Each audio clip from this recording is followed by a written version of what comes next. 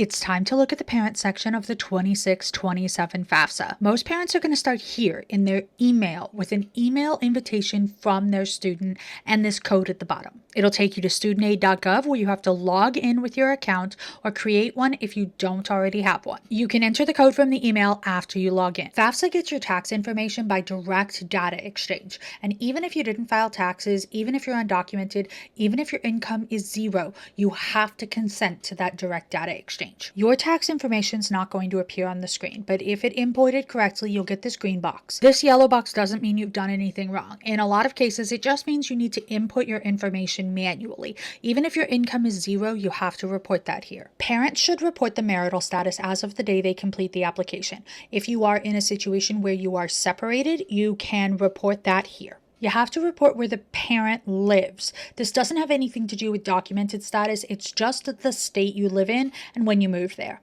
If anyone in the family receives federal or state-based income-tested benefits like food stamps or SSI or Medicaid, you can report that here. However, in California, we have universal free school lunch, and you cannot report free school lunch on this page unless your family meets U.S. Department of Agriculture standards for free school lunch. For any number of reasons, the family size reported on the taxes for 2024 might be different than the actual family size. A birth, a death, maybe somebody else claims somebody in the household on their taxes. You need to report an accurate household size here. You also report the number of students in college, including the student you're filling out FAFSA for.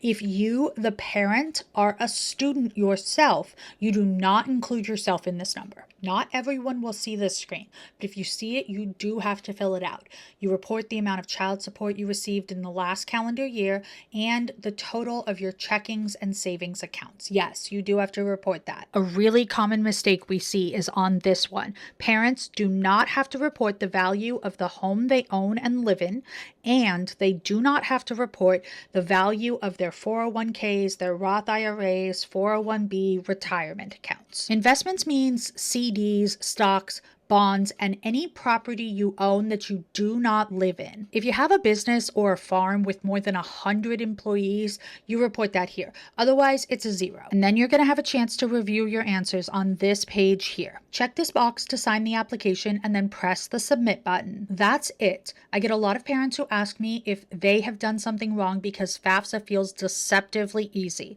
These are the changes that have been made in the past couple of years that are supposed to make FAFSA easier for students and for families to fill out. If there's a page of the FAFSA you want me to go back to and provide more information, please let me know in the comments.